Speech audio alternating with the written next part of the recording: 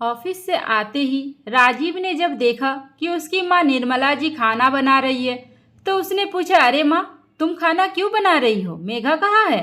लेटी है कमरे में, आज बीमार हो गई है, क्या करूँ?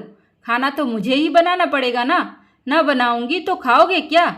मेघा बीमार है, क्या हुआ है उसे? अब जाकर तुम ही देखो क्या हुआ है, मैं खाना बनाऊं या जाकर देखूं? निर्मला जी गुस्से में बड़बड़ाते हुए बोली। हाँ ठीक है, मैं देखता हूँ, लेकिन फिर निधि कहाँ है? निधि भी तो खाना बना सकती है ना? हाँ, बस मेरा तो यही काम रह गया है कि मैं बारी बारी से सबके यहाँ जाकर बोलूँ खाना बना दो, खाना बना दो। तुम्हें खाना खाने से मतलब है? कपड़े बदल कर आओ, खाना खाओ, मुझसे ज़्यादा हिसाब किताब मत रखो। आज निर्मला जी कुछ ज़्यादा ही गुस्से में लग रही थी। माँ की बातें सुन राजीव अपने कमरे में जाता है। मेघा को लेटे हुए देख पूछता है, मेघा क्या बात है, तुम्हारी तबीयत ठीक नहीं है? तुमने मुझे बताया नहीं, क्या हुआ है? जैसे ही मेघा के सर पर राजीव ने हाथ रखा, सर गरम तवे की तरह तप रहा था।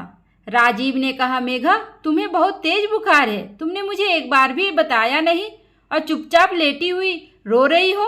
कम से कम एक बार फोन तो कर दिया होता। और तुम रो क्यों रही हो? कहीं दर्द भी हो रहा है क्या? पति की प्यार भरी बातें सुन मेघा और भी रोने लगती है और कहती है, नहीं, मुझे कहीं भी दर्द नहीं है, लेकिन मुझे माँ जी की बातों से बहुत तकलीफ हो रही है। आप देख रहे हैं ना कि मुझे कितनी तेज बुखार है। इसके बावजूद भी माँ जी जब से किचन में खाना बनाने घुसी है, इतना तेज तेज मुझ पर चिल्लाई जा रही है, गुस्सा हो रही है कि मैं बीमार कैसे पड़ गई। मैं इंसान नहीं हूँ, मैं बीमार नहीं पड़ सकती हूँ।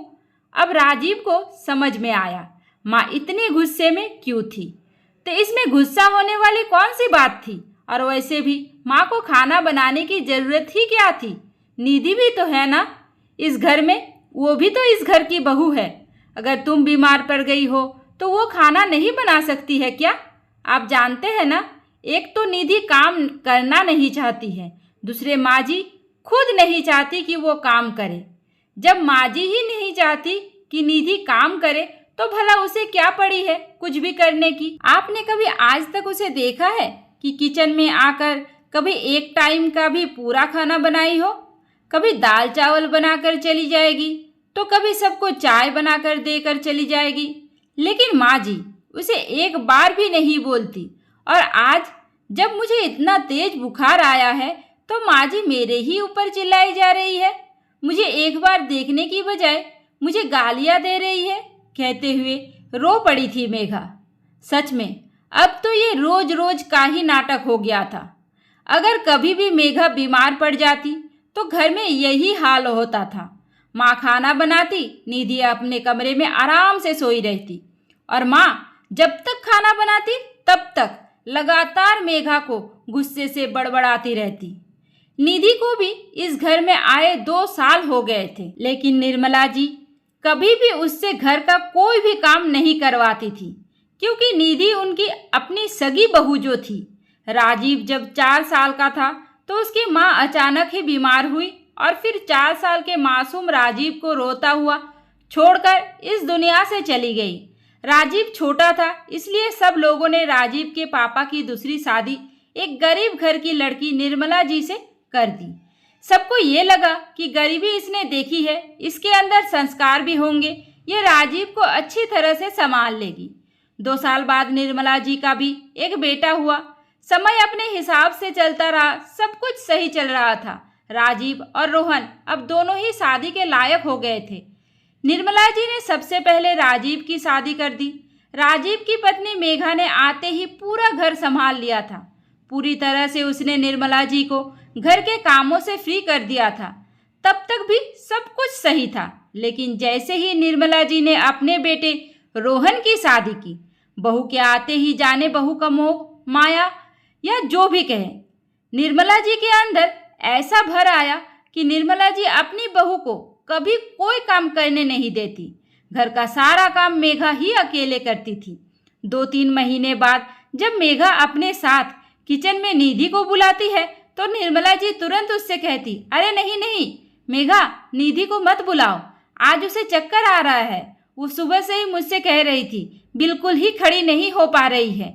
बेचारी मेघा सास की बातें सुन चुप लगा जाती। इधर निधि का जब भी मन करता वो किचन में आती, या तो दाल चावल बनाकर चली जाती या फिर सबको चाय बनाकर ही देकर चली जाती। मतलब निधि को जो भी करना था अपने मन से ही करना था। घर की कोई भी जिम्मेदारी उसे कभी भी समझ में नहीं आई। यहाँ तक कि आज पूरा 1 साल हो गया उसके आए हुए। 1 साल में उसने कभी भी एक टाइम का खाना अकेले नहीं बनाया होगा। और मेघा जब भी निधि को काम में हाथ बटाने के लिए बुलाना चाहती तो मेघा से पहले ही निर्मला जी कहने लगती। कभी उसकी बीपी लो हो जाती, कभी उसे चक्कर आने लगता, कभी उसे दर्द होने लगता था। मतलब कोई ना कोई बीमारी निधि को लगातार बनी ही रहती थी निर्मला जी के हिसाब से, जिसके चलते वो बस अपने कमरे में ही चुपचाप लेटी रहती थी। जब उसका मूड होता तो वो खाना सबके साथ बैठकर खा लेती, नहीं तो ज़्यादातर वो अपने कमरे में ही खाती थी। मेघा जब भी निर्मला जी से कहती, माँ जी निधि कब तक ऐसे ही कमरे में बंद रहेगी, उसे थोड़ा बहुत अब घर के कामों में भी हाथ बटाना चाहिए, तो तुरंत ही निर्मला जी मेघा के ऊपर ही गुस्सा हो जाती। तो तुम क्या चाहती हो कि उसकी तबीयत खराब है तो उसे बुलाकर काम करवाओ? तुम्हें देखा नहीं जा रहा है क्या? अब तक तो तुम अकेली ही थी ना, काम कर रही थी। अब उसको देखकर तुम्हें जलन होने लगी है? वो बीमार है, तकलीफ में है, इसके बावजूद भी तुम्हें काम की पड़ी है। एक बार भी तुमने उससे पूछा जाकर कि वो कैसी है? मेघा इतनी भी बच्ची नहीं थी जो अपनी सास की बातें वो नहीं समझ पाती। 1 मिनट के लिए राजीव भले ही अपने माँ को माँ समझे, लेकिन मेघा तो बहू थी ना। उसे पता था कि निर्मला जी राजीव की सौतेली माँ है। वो बस राजीव और मुझे इस्तेमाल कर रही है। राजीव पूरे घर के खर्चे अकेले उठाते हैं और मैं पूरे दिन काम करती रहती। बैठे बिठाए ही माँ जी को एक अच्छा खासा नौकर मिला हुआ था। फिर भला वो और उनकी बहू काम क्यों करेंगे? ज़्यादातर तो सगी सास बहू में ही नहीं पड़ती है और ये रिश्ता तो ऐसा ही है। लेकिन निर्मला जी तो सौतेली सास थी, फिर ये रिश्ता इतना सुलझा हुआ कैसे हो सकता है? निर्मला जी बहुत ही शातिर दिमाग की थी। वो दिमाग से बहुत काम करती थी। राजीव के सामने जितने ही प्यार और अपनेपन से बातें करती, मेघा के साथ राजीव के पीठ पीछे उतनी ही तीखे बातें करती थी। निर्मला जी के हिसाब से मेघा कभी बीमार नहीं हो सकती और उनकी अपनी बहू निधि वो कभी ठीक नहीं हो सकती। आज तक मेघा को बुखार हो गया तो निर्मला जी निधि को खाना बनाने की बोलने की जगह खुद ही खाना बनाने लगी। और जब राजीव ने माँ को खाना बनाता हुआ देखा तो पूछा, माँ निधि कहाँ है? तो निर्मला जी ने साफ साफ कह दिया कि उसे चक्कर आ रहा है, वो उठ भी नहीं पा रही है। बीमार तो मेघा भी थी, लेकिन मेघा की चिंता निर्मला जी को बिल्कुल भी नहीं थी। वो बस यही चाहती थी कि जल्दी से जल्दी मेघा ठीक हो जाए और घर का सारा काम फिर से संभाल ले।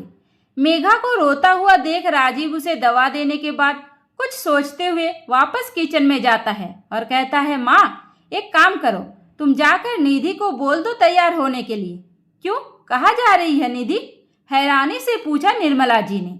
माँ कहीं जाना नहीं है, बस मैं निधि को डॉक्टर के पास लेकर जा रहा हूँ। निधि को डॉक्टर के पास क्यों लेकर जा रहे हो? अरे डॉक्टर को दिखाना है तो अपनी पत्नी मेघा को दिखाओ ना, बुखार हुआ है उसे, दवा की जरूरत उसे है। माँ मेघा को तो 1-2 दवाई दे दूंगा तो वो ऐसे ही ठीक हो जाएगी, उसे ज़्यादा डॉक्टर को दिखाने की ज़रूरत नहीं है। लेकिन सबसे ज़्यादा ज़रूरत तो निधि को ही है डॉक्टर की, क्योंकि वो जब से आई है रोज़ कोई ना कोई बीमारी उसकी बनी रहती है। कभी बीपी लो हो जाती है, कभी चक्कर आते हैं, कभी खड़ी नहीं हो पाती है, कभी दर्द होता है। मुझे लगता है कि इलाज मेघा को नहीं, इलाज निधि का ही ज़रूरी है। कहते हुए राजीव जैसे ही निधि की कमरे की ओर जाता है, पीछे से लपकते हुए निर्मला जी ने उसे रोका। अरे नहीं नहीं, कहाँ जा रहे हो? मैंने कहा ना कि तुम बस मेघा पर ध्यान दो। माँ तुम इतना परेशान क्यों हो रही हो? तुम्हें तो खुश होना चाहिए ना कि कम से कम कोई तो है जो निधि की फिक्र कर रहा है। रोहन, निधि और आप भले ही मेघा की फिक्र नहीं कर रहे हो, लेकिन मैं तो सबकी फिक्र करता हूँ।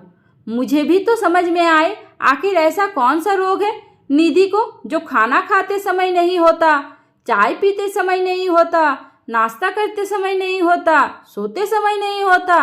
उसकी सारी रोग, बीमारी, दुख, दर्द तकलीफ बस काम के टाइम ही होता है, खाना बनाने के समय ही होता है। ये जो तुम कर रही हो ना, ऐसा मत समझना कि ये सब मुझे समझ में नहीं आता है। आपके मन में चाहे बहू आने के बाद कुछ अलग ही भावनाएं आ गई हैं, लेकिन मेरे लिए तो आप मेरी सगी माँ के जैसे ही हो। एक बात मैं आपसे कहना चाहता हूँ, जो आप ये खेल खेल रही हो ना मेरी बहू पराई बहू का, ये एक दिन आपके लिए ही बहुत नुकसानदायक होगा। दूर की बात करें तो एक ना एक दिन इस घर का बंटवारा तो होगा ही होगा, क्योंकि जो रोहन और निधि की हरकतें हैं वो ज़्यादा दिन तक चल नहीं पाएंगे। और मुझे ये भी पता है कि आप बंटवारे में सीधे उन दोनों की तरफ ही जाओगी। माँ, एक बार सोच कर देख लो कि जिस बहू को तुम एक काम नहीं करने देना चाहती, उसे दिन रात सुला के बैठा के रखती हो। भगवान ना करे अगर कल को हमें अलग ही होना पड़ जाए तो क्या तुम उसे सुला खिला पाओगी? क्या तुम उसकी ऐसी आदत बना रखी है जो आगे चलकर तुम्हारी सेवा करेगी? वो तुम्हें 2 रोटी बनाकर दे पाएगी? आपको अभी भले ही मेरी बात समझ में नहीं आ रही होगी, लेकिन मेरी बातों को जरा गौर से समझना। निधि का ये आराम कहीं आपके लिए हराम ना हो जाए। माँ, आज फैसला कर ही लो, या तो आप अपने हिसाब से काम का बंटवारा कर दो या फिर मैं ही कर देता हूँ। हो सकता है अगर मैंने कुछ किया तो आपको बुरा लगेगा, इसलिए सब कुछ मैंने आपके ऊपर छोड़ दिया। मेरी बातों को गौर से समझना, सोचना, इसके बाद जो भी फैसला होगा बहुत ही सोच समझ कर करना। मैंने सब कुछ आपके ऊपर छोड़ रखा है। या तो आप कल से निधि को काम में लगवाओ या फिर कल से मैं मेघा को बस एक टाइम का खाना बनाने के लिए बोलूँगा। एक टाइम का खाना, नाश्ता, चाय, बर्तन सब कुछ मेघा के जिम्मा रहेगा और दूसरे टाइम का सारा कुछ निधि के। अगर निधि खाना बनाएगी तो सब लोग खाना खाएंगे, नहीं तो बिना खाए ही रहेंगे तब तक जब तक निधि खाना नहीं बनाएगी। 2 साल हो गया, बर्दाश्त करने की भी कोई हद होती है। आज राजीव का ऐसा रूप देखकर निर्मला जी वाकई में डर गई थी। उन्होंने कुछ बोला तो नहीं, लेकिन बड़बड़ाते हुए राजीव को सुनाते हुए निधि के कमरे में जाती है और कहती है, निधि बहू जाओ खाना बना दो, नहीं तो कोई खाना नहीं खाएगा। आप चाहे तुम बीमार रहो या जो भी रहो, आखिर इन लोगों ने दिखा ही दिया ना अपना असली रूप। सास की बातें सुन निधि चुपचाप जाकर किचन में लग गई और निर्मला जी गुस्से में राजीव को घूरे जा रही थी, लेकिन अब राजीव को भी उनके घूरने का कोई असर नहीं पड़ रहा था। प्यार से या गुस्से में, जैसे भी हो, घर का काम तो चल रहा है ना। कम से कम निधि कमरे के बाहर तो निकली। एक टाइम के खाने की जिम्मेदारी तो अब उसके ऊपर आ गई। चाहे हंस के बनाए, चाहे रो के बनाए, चाहे बीमारी में बनाए या स्वस्थ होकर बनाए, बनाना तो पड़ेगा ही, क्योंकि आज राजीव ने पहली बार निर्मला जी से गुस्से में बोला था। राजीव का गुस्सा देख और उसकी बातें सुन निर्मला जी सोचने के लिए मजबूर हो गई, कहीं सच में राजीव की बातें सच ना निकल जाए। इसलिए निधि को घर के कामों में लगाए रखना भी जरूरी था।